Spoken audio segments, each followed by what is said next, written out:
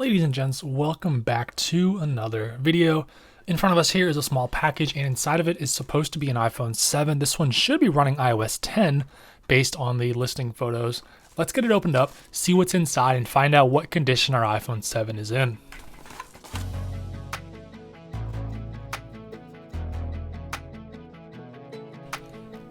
All right, here is our iPhone. This is in the shiny black color. I think this was referred to as jet black. So the iPhone 7 came in a couple different black colors. There was a more traditional looking aluminum black, and then this is kind of a shiny black that almost looks like an iPhone 8. But I think this is an iPhone 7 in very nice condition. Really no dents. I'm not seeing any cracks or too many scratches on either the back or the front.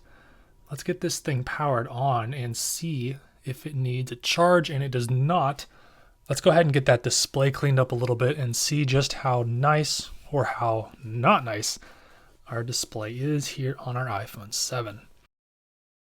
So that is pretty clean, although I could have done a little bit better of a job. The iPhone's already on and we got a low battery warning, so let me go ahead and plug into power so we don't die in the middle of the video. All right, so we do have the iOS 10 wallpaper, and there are some other subtle cues, such as the iTunes Store having an actual music icon, and there's actually a fair number of different changes that they made between the apps that help you figure out which version of iOS a device is on. But luckily for us, we already have it. So let's go into Settings, General, and About, and we'll know exactly what specs our iPhone is. So we're running 10.3.3, and this is a 128 gigabyte iPhone 7. So interestingly, this iPhone 7 that came in the jet black color, you could only get this if you bought the 128 or the 256. This was not available in the 32 gig capacity. So that is a little bit interesting, but very cool to get this specific iPhone on iOS 10, because a lot of times you'll only find the standard 32 gig base model iPhones on iOS 10. And obviously this is upgraded with the 128, but it's also got that unique color on it as well. Not quite as cool as the product red iPhone 7. That would have been my ideal device. I think those look fantastic. Let's check out the different iPhone 7 colors because I think they are pretty cool. The iPhone 7 really doesn't get much love anymore and is quickly overshadowed with the iPhone 8 and the iPhone 10. But here are the color combinations. This is the one we have up here, the jet black. Here's that other black color that is more common. Then of course you have silver, gold, rose gold, and then product red, which is my favorite iPhone 7. Probably my favorite color combination on any iPhone ever. Red back with the white front. I think that looks fantastic. My dream phone would be an iPhone 7 Plus with that color combination running iOS 10. But the iPhone 7 changed quite a few things for Apple. It was launched in 2016. It brought many new features as well as the removal of some features. So we got the removal of the headphone jack, which was super controversial at the time. And Apple launched AirPods to fix the problem that they created there. Of course, AirPods now are amazing and I would never go back. But if you really want the best sound quality, you got to use a headphone jack or you got to use that Lightning to 3.5 inch adapter. This is also the first iPhone with no actual home button, so this is just a capacitive touch button, force touch similar to what we have on the MacBook trackpads.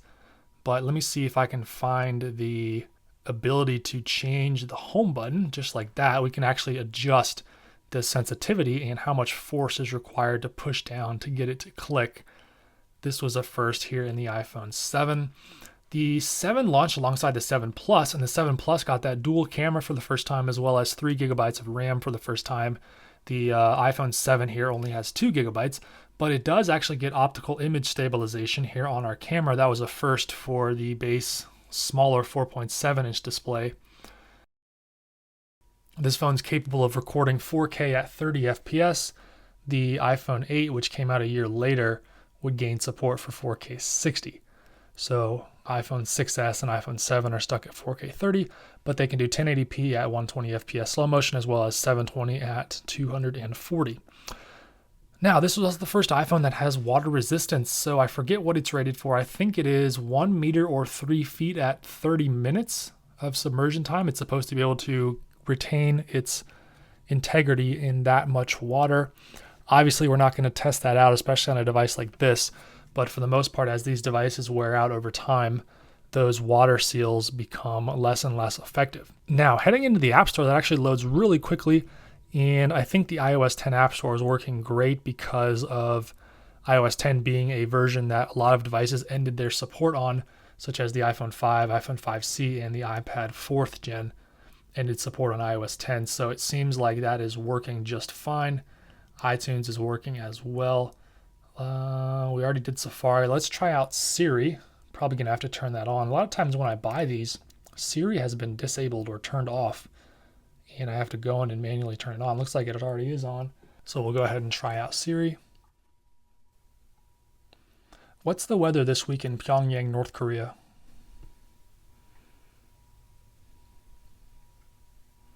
Here's the weather for Pyongyang, North Korea for this week.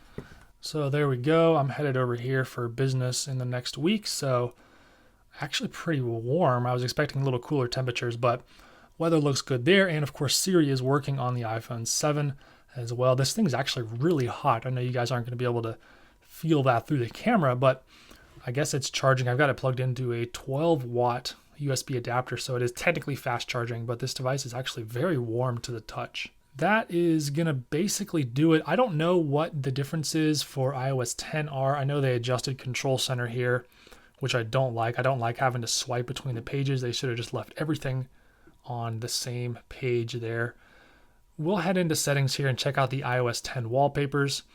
We do have the dynamics that were introduced in iOS 7.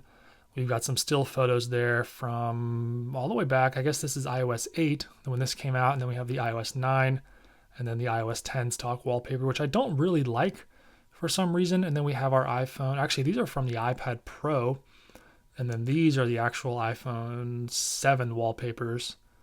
And these down here I think look pretty good as well. I think we're going to go ahead and choose that one. Not sure. I guess that looks fine. This doesn't really look like anything special. I mean, once you pick this up, you wouldn't think, oh, that's a special iPhone because it's running iOS 10. It's kind of hard to tell later in the versions because everything kind of starts to blend together. But there you have it. That's been a look at a jet black iPhone 7 running iOS 10.3.3. It's a 128GB model in really nice condition. Super clean device and fantastic to add to my collection. All right, that's going to do it for this video. Thank you so much for watching, and as always, I look forward to seeing you in another one of my videos.